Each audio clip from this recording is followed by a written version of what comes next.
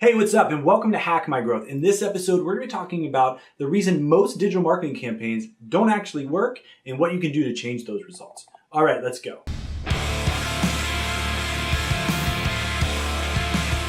Hey, if this is your first time watching, or maybe you've been watching a while and haven't yet subscribed, please do so now. We would love to have you as part of our community. We post new content each and every week to help you hack your growth and get more out of your business and your digital marketing strategies.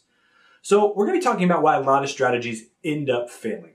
For most businesses, when you want to grow, you know that marketing is essential.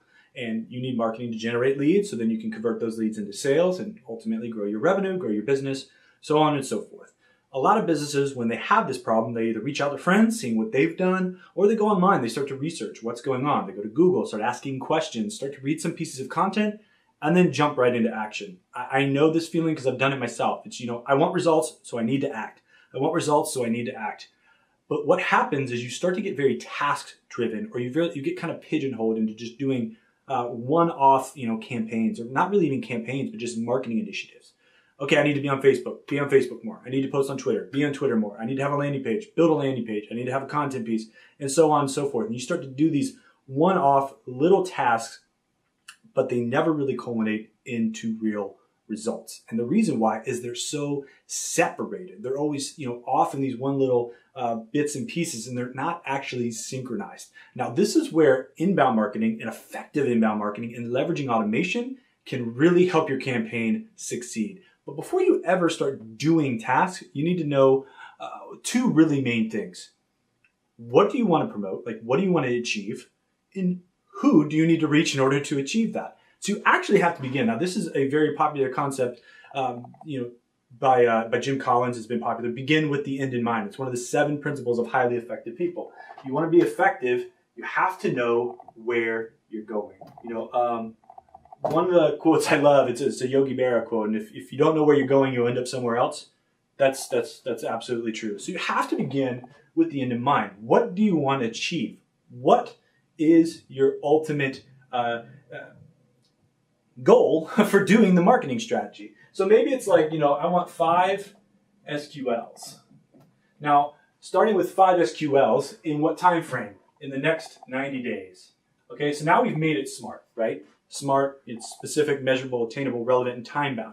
We have a specific goal. I want to generate 5 new SQLs over the next 90 days. So now we have a specific goal that we want to achieve.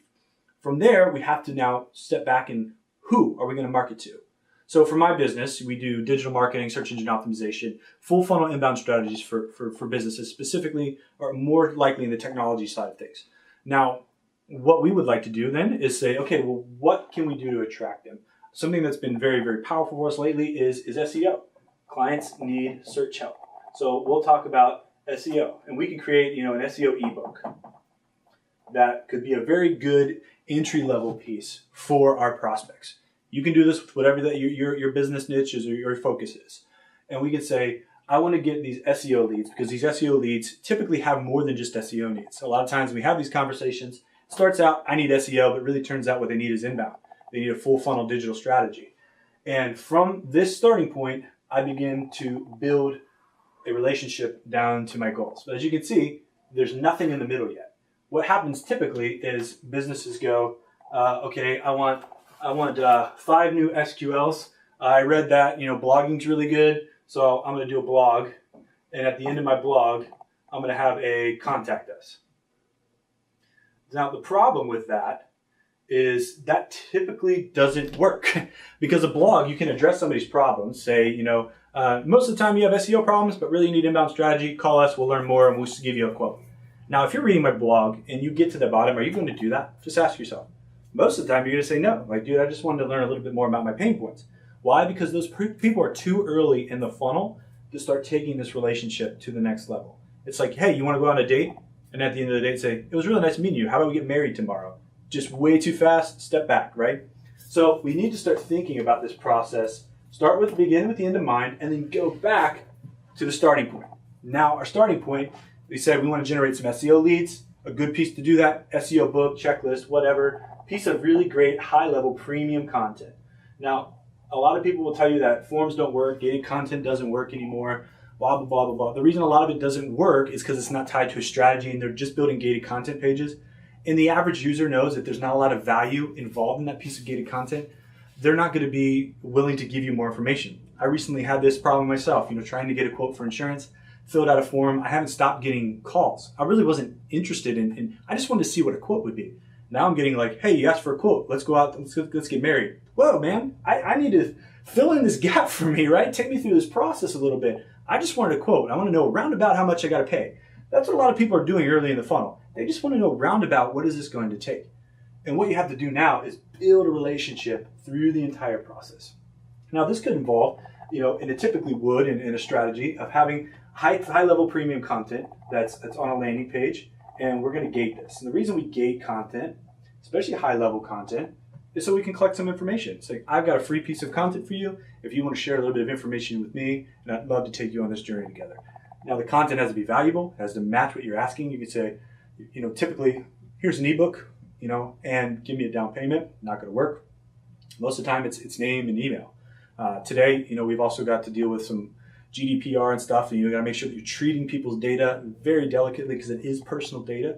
But when you're doing this, make sure you're adding value to them, and then they're not going to mind getting an email from you because you're providing value through the process. So we typically do a gated piece of content. We build blogs around that as well to begin to highlight that piece of content. So now and then we're going to have right here, the next part is going to be our content strategy. And in that, we've got things like, SEO part of that. We've got social part of that. We've got, a follow-up email campaign. There's a lot of things going around all this content that's starting to promote this. But all of this is top of the funnel. All of this is just to get the wheel turning so we can start moving people down here. Now, once they connect, what happens? Well, they get a follow-up email saying, hey, thank you for downloading our piece of content. This is how it's going to help you. You can download it here. If you'd like more information, you can find it here on our blog page or our resources page or something of that level. We're not asking them to do business with us yet. We're educating them through the process. Again, a lot of people stop here. They do a follow-up email and they stop communication. So somebody starts to go in this flow, starts coming online, and then you just put a wall and you stop talking to them. And then you go, well, I generated 40 leads from that campaign. Not a single one of those converted into a sales qualified lead. And it's completely your fault because you didn't take the steps to walk them towards that. You just expected them to do it on their own. And another great quote I love is, expectations are premeditated resentments. If you want them to do something, walk with them. Walk with them through that journey and take them from where they are to where they need to be. And this is how a campaign works, not just a one-off blast. And again, we do an event, boom, it's a great event. We do one follow-up email. We never reach out to those people again. We wonder why nobody's joined our community because we haven't engaged with them. We haven't built a relationship with them. The same thing goes with digital marketing. We send out an email blast once a month, and we hope it to return tons of business for us. It's not how the process works. That's not really human process. Think about a time, any time in your relationships or any type of business you've done where somebody said, here's a coupon, and 1 second later from a business you've never heard from, and then 1 second later you say, all right, here's $5,000 to give me what you're doing. That's not how it works. You have to build relationships. Be human. It's extremely important in this whole process.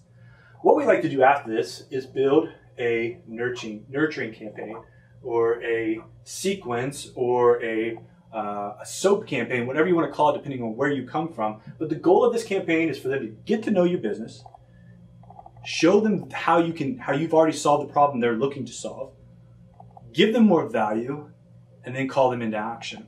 So you start with your story. You empathize with them. Empathy is huge, okay?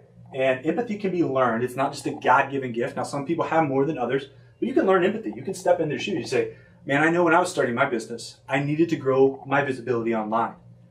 I didn't really know where to look, so I started digging into this thing called SEO. And here's what I found, and these are the results that I found. And tomorrow, I'll share with you a couple of the pitfalls that I experienced. Now, what I did there is I started telling my story, but then I set up the next email, and I even told them when it was coming. I said, tomorrow. So once you've engaged in your story, the next step in the process is to expose their pain. Now, a lot of people don't like to talk about pain because, why? Well, it's painful, right? But the problem is people aren't going to change unless they feel pain. That's what causes us to change. And as marketers, salespeople, business owners, entrepreneurs, our job is to leverage that pain in order to help them to change their behavior.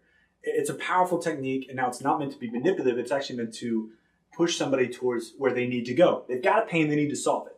But typically what we do is we get comfortable in our pain and we don't take action because, well, the devil I know is better than the devil I don't. This is like a phrase we come across, right? Well, what we can do is say, you don't like where you're at. You don't like the fact that your business doesn't have exposure in organic search. And we know that frustration. We've been there. We felt that pain because without that visibility, we weren't going to go anywhere.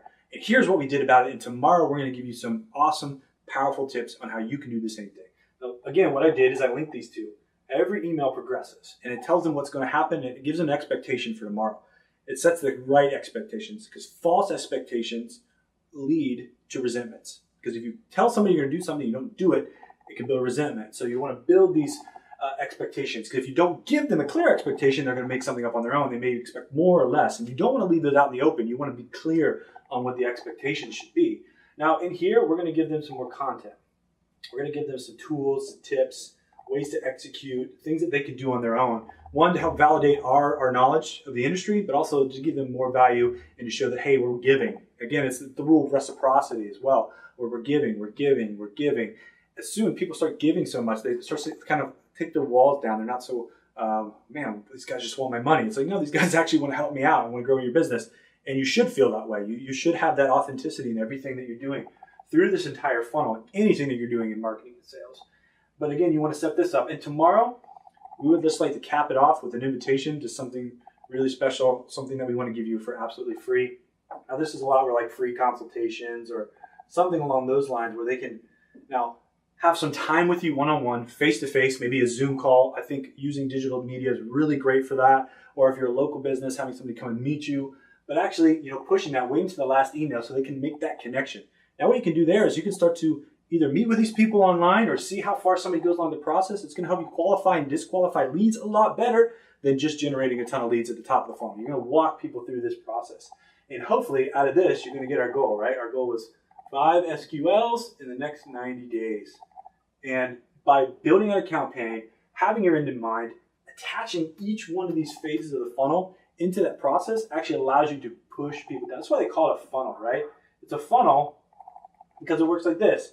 You get a top of people here at the top. You get a couple people that move down here. And then you get a couple people that are down here that actually decide to do business with you. It gets narrower through the whole process. But you can't expect your funnel to work if you take out this part of it. If you're just attracting people and hoping that they fall into the closed bucket, it's not going to work. What you need to do is begin to build out these processes in the middle that tie your campaign together and allow people to go naturally through this. You build that relationship with them through the entire process, which is what's going to really pay dividends in the end and make your business a much better business. So I hope you learned a little bit more today about what works in digital marketing and the things that you need to do in the middle of the funnel that are extremely important from taking somebody from an early stage lead into somebody that's actually going to meet your goals and help grow your business. If you got any questions on the stuff we talked about here or anything pertaining to digital marketing, please comment below. Or subscribe to our blog, subscribe to our YouTube channel. We would love to have you as part of our community because we're always answering these questions through tons of content that we create each and every week. Thanks again for watching, and until next time, happy marketing.